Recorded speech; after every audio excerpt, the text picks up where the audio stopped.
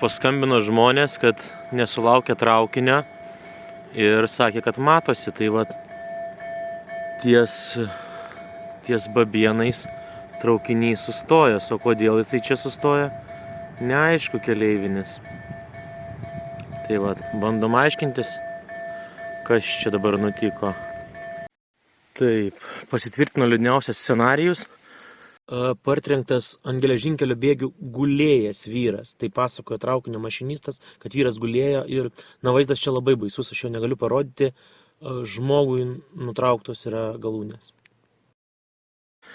Pareigūnai atvažiavo čia pro kuro bazės, prie kuro bazės teritorijos. Buvo jau greitoji, medikai patvirtino mirtį. Dabar sustabdytas, viena juosta sustabdytas traukinių eismas ir žodžiu matuoja tyrėjai. Žodžiu, atliekamas bus tyrimas.